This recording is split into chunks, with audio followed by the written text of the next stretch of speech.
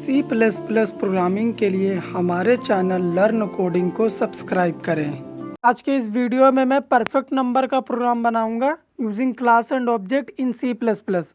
Means हम कोई भी नंबर इनपुट करेंगे और चेक करेंगे कि इनपुट किया गया नंबर परफेक्ट नंबर है कि नहीं।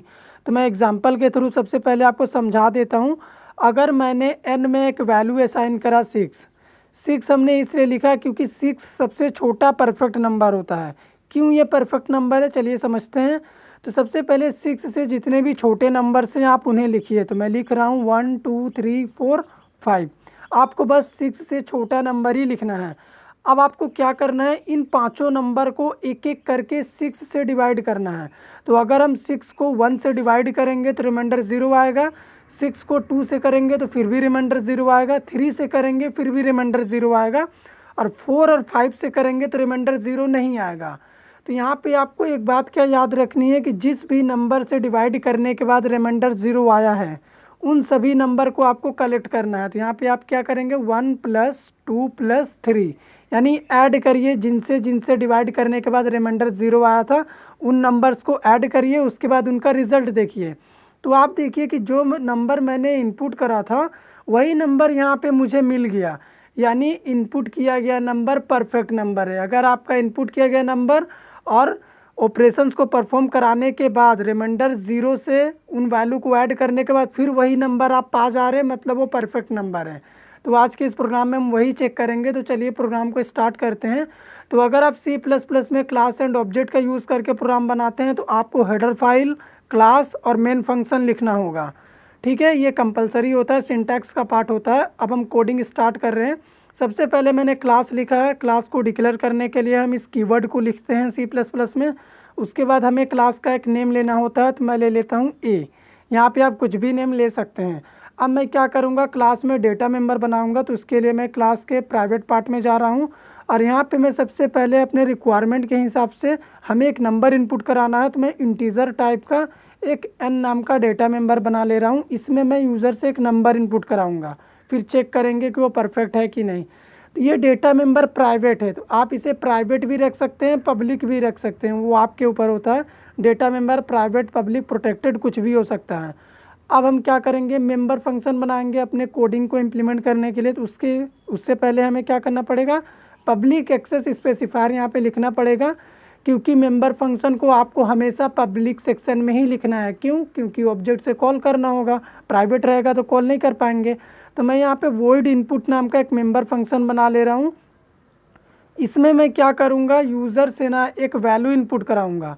तो सी आउट में एक मैसेज दे रहा हूँ, डबल कोट्स में आप टाइप कर दीजिए यहाँ पे एंटर एनी नंबर, यानी आप इस प्रोग्राम का यूज़ करके किसी भी नंबर को चेक कर सकते हैं कि वो परफेक्ट नंबर है कि नहीं। तो सीन से हम उस नंबर को इनपुट करा लेते हैं। तो मैंने सीन में n को इनपुट करा लिया। तो यहाँ तक मैंने एक नंबर इनपुट ले लिया है। अब हम क्या करेंगे, आगे की कोडिंग के लिए आप चाहें तो इसी मेंबर फंक्शन में कर सकते हैं और चाहें तो अपने रिक्वायरमेंट के लिए अलग अलग मॉड्यूल में प्रोग्राम को ब्रेक कर सकते हैं। तो मैं एक और मेंबर फंक्शन बना रहा हूँ, वॉइड आउटपुट।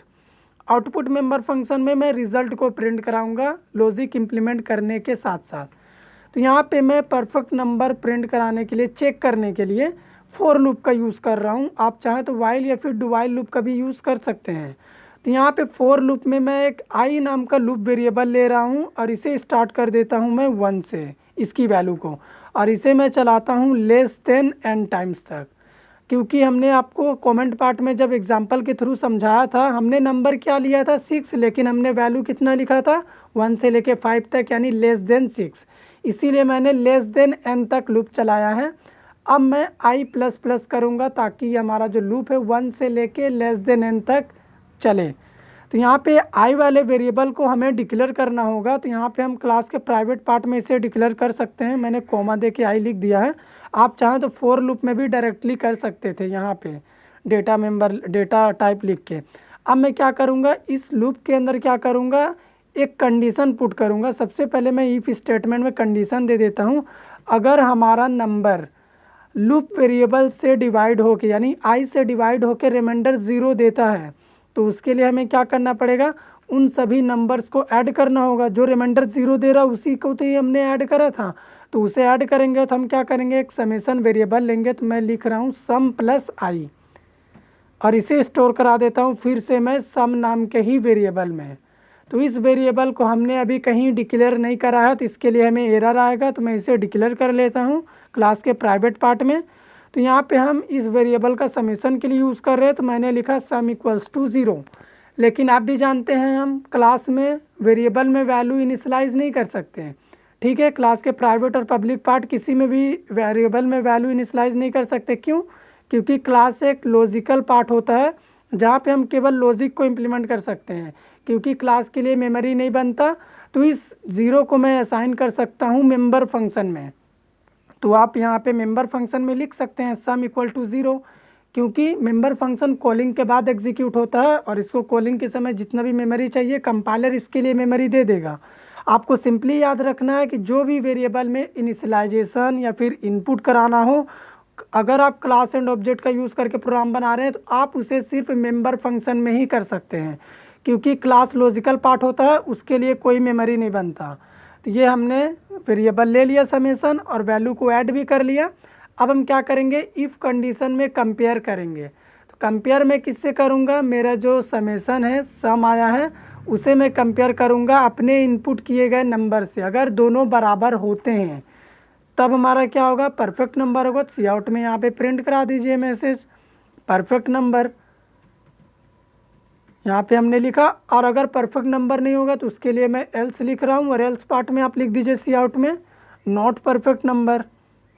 ये कब एग्जीक्यूट होगा, जब ऐसा नंबर हम इनपुट कर दे जो परफेक्ट नहीं है, तब ये ला मैसेज चलेगा कंडीशन फॉल्स होने के बाद। तो हमने लॉजिक में जितना भी चीज़ अभी लिखा है ये चीज़ मैं आपको ड्राई रन करके समझाऊंगा ये कैसे काम कर रहा। तो अभी फ़िलहाल हम मेन फंक्शन में चलते हैं और क्लास का ऑब्जेक्ट बनाते हैं। तो ऑब्जेक्ट बनाने के लिए मैं क्लास का नेम लिख रहा हूँ ए, और एक ऑब्जेक्ट का नेम ले लेता हूँ ओबीजे।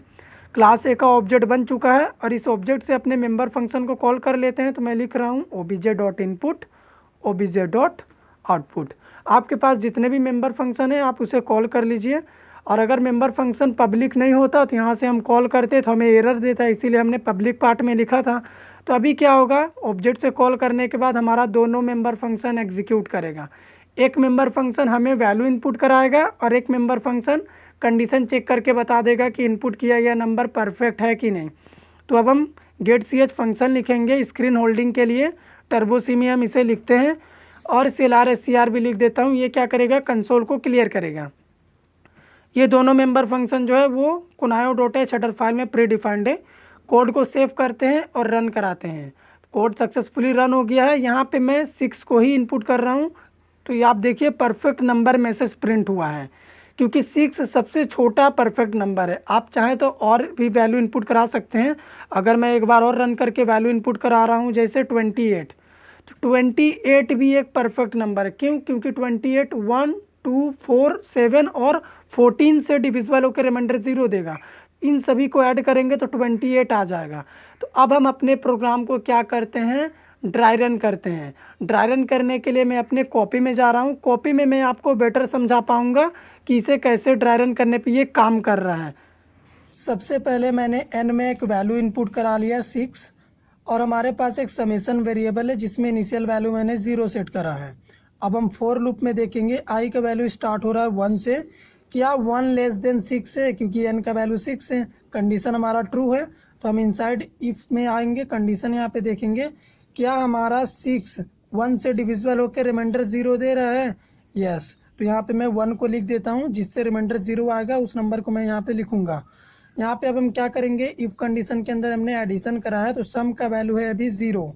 तो 0 + 1, क्योंकि i का वैल्यू 1 है तो 0 + 1 हो गया 1, तो सम में स्टोर हो गया हमारा 1। तो यहाँ पे मैं लिख देता हूँ सम इक्वल्स टू 1। अब हमारा क्या होगा, फिर से लूप एग्जीक्यूट होगा। अभी i का वैल्यू क्या है, हमारा 2 है। मैं यहाँ पे लिख दे रहा हूँ। तो यहाँ पे 2 लेस देन 6, कंडीशन ट्रू। तो अब जब हम 6 को 2 से डिवाइड करेंगे तो फिर से रिमाइंडर 0 आएगा। तो मैं 2 को भी लिख देता हूँ यहाँ पे। और अब हम फिर ऐड करेंगे, सम का वैल्यू है 1 और i का वैल्यू है 2। तो 1 + 2 करेंगे तो हो जाएगा 3, तो सम में स्टोर हो गया 3। अब हम फिर से i का वैल्यू इंक्रीज़ हुआ तो कंडीशन देखेंगे तो i का वैल्यू अभी हो गया 3। तो 3 लेस देन 6, कंडीशन ट्रू। तो जब हम 6 को 3 से डिवाइड करेंगे तो फिर रिमाइंडर 0 आएगा। तो यहाँ पे मैं 3 को लिख देता हूँ।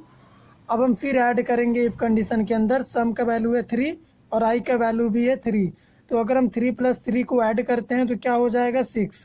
तो सम का भी करंट वैल्यू क्या है 6। फिर हमारा आई का वैल्यू इंक्रीज हुआ, यानी 4 है आई का वैल्यू, 4 < 6, यहाँ पे कंडीशन ट्रू है। तो जब हम 6 को 4 से डिवाइड करेंगे तो रिमाइंडर 0 नहीं आएगा, यहीं से कंडीशन फॉल्स हुआ। अब आई का वैल्यू हो गया 5। जब 5 < 6, फॉर लूप में कंडीशन ट्रू है, तो जब हम 6 को 5 से डिवाइड करें तो फिर से रिमाइंडर 0 नहीं आया, फिर से कंडीशन फॉल्स हो गया। अब हमारा क्या हो गया, आई का वैल्यू 6, क्या 6 < 6 है, कंडीशन फॉल्स। अब हम लूप के बाहर चले जाएंगे, यहाँ पे हम इफ़ कंडीशन में कंपेयर करेंगे, क्या n = 6 सम है, n का वैल्यू क्या है अभी 6 है, और सम का भी वैल्यू आप देख लीजिए क्या है 6 है। जब दोनों वैल्यू बराबर हो गया है यानी ये परफेक्ट नंबर है। तो इस तरह से हमने ड्राई रन करा। आप 28 को कैसे ड्राई रन करेंगे, सबसे पहले आप 28 लिखिएगा तो 1 to 27 नंबर लिख लीजिएगा। उसके बाद 1 to 27 में जितने भी नंबर 28 को डिवाइड करके रिमाइंडर 0 दे रहे हैं उनको लिख लीजिए। 1 2 4 7 14, ये 5 नंबर है जो 28 को डिवाइड करके रिमाइंडर 0 देंगे। इन पाँचों को आप ऐड करिएगा, उसके बाद इफ़ में कंपेयर करिएगा तो आपको यहाँ पे 28 मिलेगा, मतलब ये भी एक परफेक्ट नंबर है। तो अगर आपको हमारा ड्राई रन समझ में आया हो, वीडियो अच्छा लगा हो, तो हमारी वीडियो को लाइक करिए, शेयर करिए, चैनल पे नए हैं तो चैनल को सब्सक्राइब कर दीजिए।